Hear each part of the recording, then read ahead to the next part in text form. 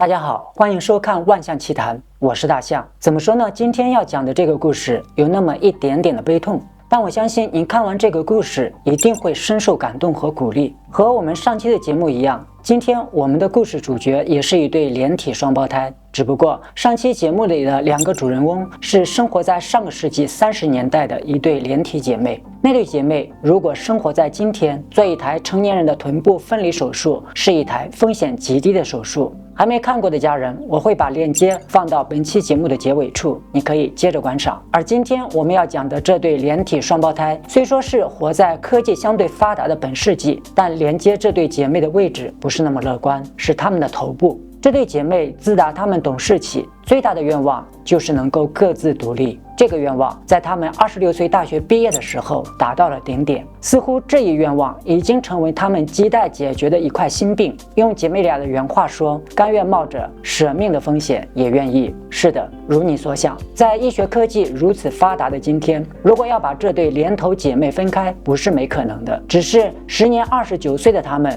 头骨和神经系统以及其他脑部器官已经发育成熟，这个时候再接受头颅分离手术，所要承受的风险要比幼年时期大得很多。这一点早在1988年，他们只有14岁的时候，在德国接受检查时，德国神经外科医生萨米医生就下过定论，因为他们不光颅骨相连，而且共享着关键部位矢状窦。分离手术的风险太高，如果要进行手术，两人都很可能成为植物人，甚至丧命。转机发生在2003年的新加坡，新加坡著名神经外科医生吴有金接受了他们的请求。2001年4月，由吴有金医生领导的专家小组成功地为一对尼泊尔连头女婴实施了分离手术。当时耗时97个小时的马拉松手术是在新加坡国立中央医院进行的。这次伊朗姐妹的头部分离手术最后确定是在新加坡一家私立医院来福士医院11号手术室进行。本次的手术专家小组由来自新加坡、美国、法国、日本、瑞士和尼泊尔的24位世界顶级专家组成，其中最引人注目的是来自美国约翰霍普金森大学医学院的著名儿童神经外科专家本杰明·卡森。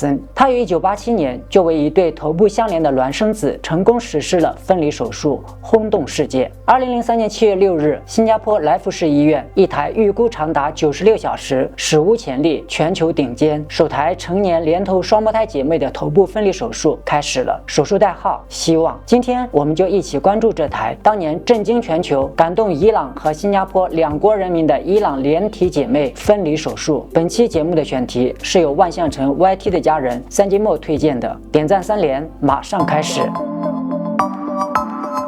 这对来自伊朗的姐妹叫拉丹·比詹尼和拉雷·比詹尼，在伊朗，她们的名字是雏菊和郁金香的意思。1974年的1月17日，拉丹和拉雷出生在伊朗菲鲁扎巴德的一个农民家庭。他们的父母一共孕育了11名子女，他们排行第3。从4岁起，这对连体姐妹便离开双亲，由伊朗政府福利委员会照顾，后由他们的养父阿里雷萨·萨法伊恩收养。根据当年北京电视台档案栏目报道，养父萨法伊恩是伊朗德黑兰当地的一名医生。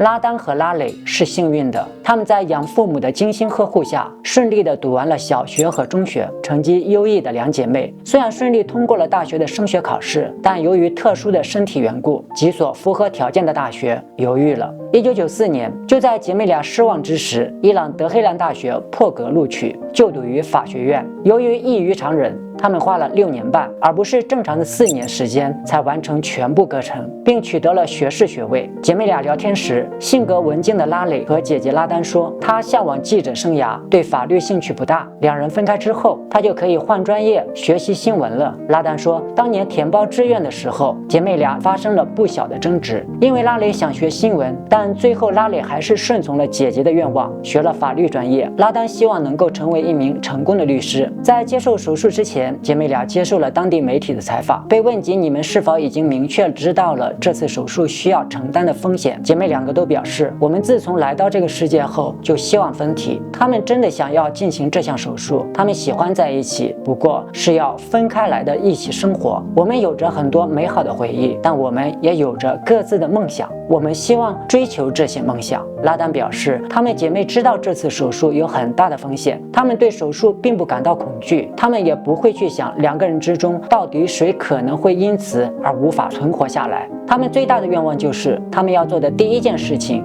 希望不用镜子看到对方。但是拉蕾不知道的是，手术前拉丹已经明确地向医生说，万一发生了意外状况，一定要先保拉蕾。这一点在手术进入最后10几个小时的时候起到了关键性的作用。尽管拉丹的身体条件要比拉蕾强壮一些。故事讲到这里，怎么说呢？先让我为拉丹点个大大的赞，姐姐真棒。资料显示，在医学上，像伊朗连体姐妹这样头部连在一起的连体人叫做头颅连胎，形成的原因比较复杂。简单的说，这种情况是在双胞胎的形成过程中的发育异常所致。众所周知，双胞胎分为同卵双生和异卵双生，其中同卵双生是指一颗卵子受精之后自动分裂成2个胚胎发育，出生时就会同时出生2个婴儿，但在裂变过程当中，可能因为裂变的程度不够均匀适当，导致2个胚胎之间互相并不完全独立，出生时2个个体之间或多或少的互相缠绕着，即俗称的连体婴儿，学名连体双胞胎。医学界认为，这种情况里的这颗正在自动分裂的受精卵，在第12天到14天的分裂过程中，如果不完全分裂，将可能导致这样的结果。平均概率为20万分之一。拉丹和拉蕾的这种头部相连的几率非常小，在每200万人当中才可能出现一例。唯有经医生团队经过多次评估以后，发现拉丹和拉蕾的情况远比初期了解的情况复杂得多。他们发现姐妹两个不仅共用一个颅腔，而且共用大脑半球的动脉血管也是共用的，这2点都增加了手术的难度。如果对他们实施分离手术，即使手术成功，术后他们也有很大的概率会造成肢体瘫痪，他们的头部会留下巴掌大的洞，即使后面对头皮和皮肤进行整体再造，也会对容貌造成破坏，这其中包括最严重的情况，脑死亡。姐妹两个对于即将到来的选择虽然是经过深思熟虑的，她们与父亲就这个问题沟通过很多次。就在姐妹两个得知吴有京医生有机会可以将她们分离的消息第一时间，2022年11月的一天，她们专程回家和父亲深谈过一次。她们告诉父亲，我们知道分离手术不仅难度大，而且只有50%的成功的可能性，但我们宁愿冒着死亡的风险，也要争取能分开成为独立的个人。那一刻，老父亲和老母亲沉默了。关于这个问题，父亲萨法伊恩早就知道，就在姐妹两个还是幼童的时候，父亲就带着他们找过德国的专家，医生拒绝为他们做手术，并警告说，任何试图分离他们的手术都会导致姐妹一方或者双方的死亡。1988年，姐妹俩14岁的时候，德国神经外科医生萨米医生又重申了他反对的态度。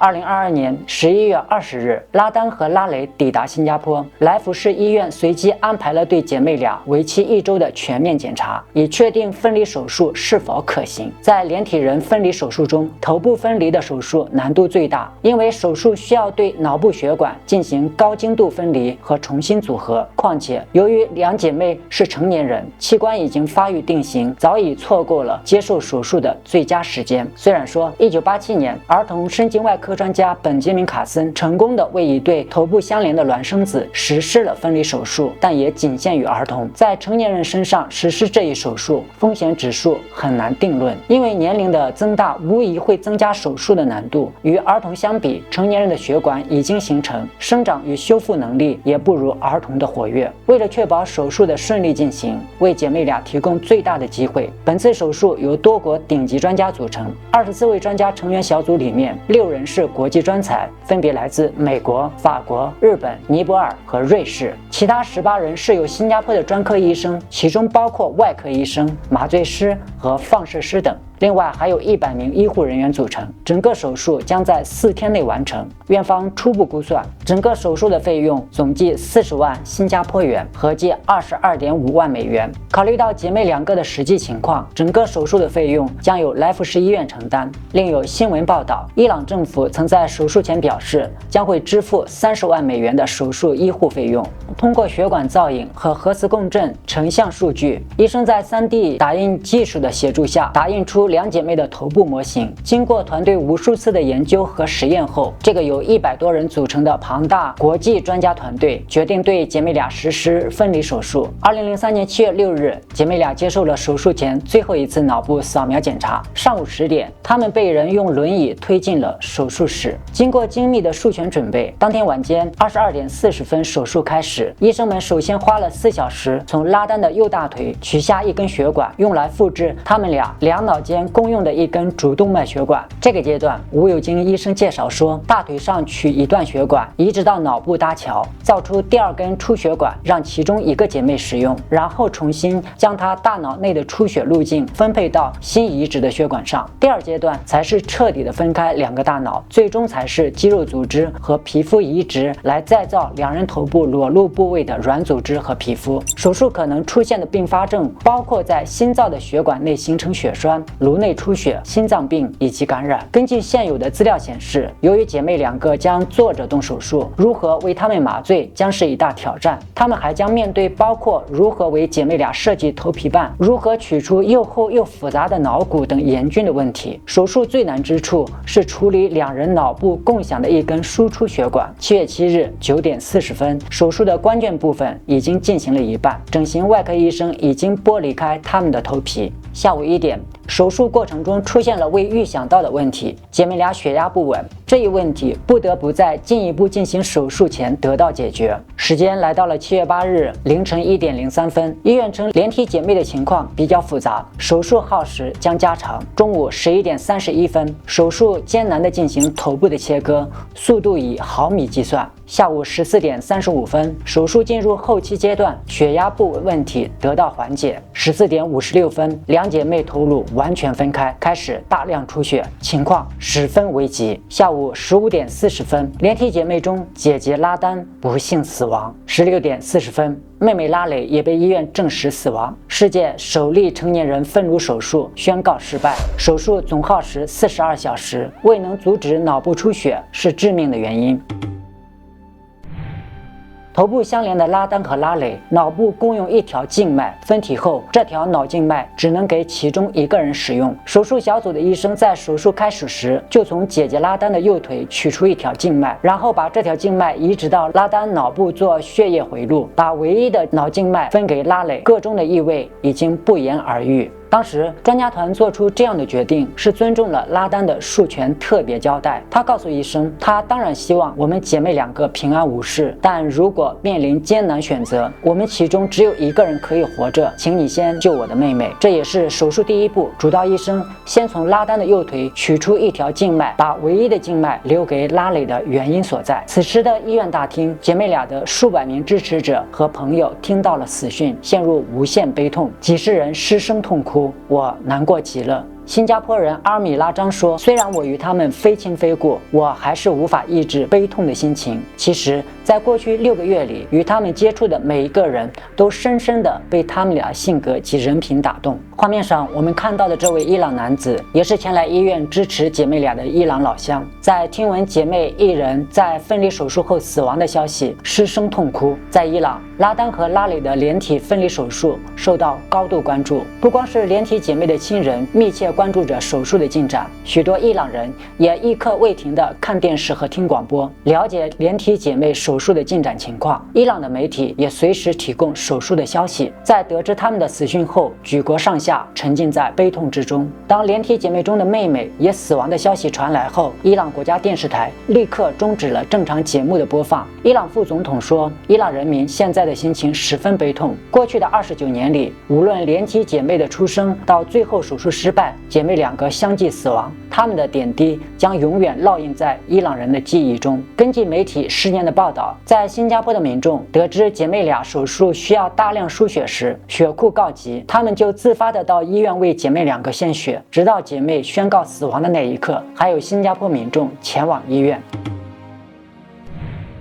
手术前，拉丹和拉蕾写好了一封致全世界的公开信，信中说道：“亲爱的朋友们，感谢大家真诚的祝福，我们被每天从世界各地飞来的贺卡和电子邮件深深的感动。在我们焦急等待下周手术的时候，你们真诚的祝福给我们带来了莫大的安慰。我们每天都在为我们的手术祈祷，我们为等了29年的手术感到无比的兴奋，请为我们的手术祈祷吧，祈祷我们的手术成功。我们来的时候是连体一起的，希望回家的路是全新的感觉。真主保佑我们大家。”根据姐妹俩生前的意愿，她们死后被安葬在家乡2个单独的坟墓中。众多伊朗民众参加了他们的葬礼。为了纪念这对姐妹，伊朗把他们的生日每年的1月17日定为希望日。吴有京医生在手术后不久就从医院辞职，来到香港中文大学从事教学工作。为了换取独立的自由生活，这对姐妹花赌上了自己的生命。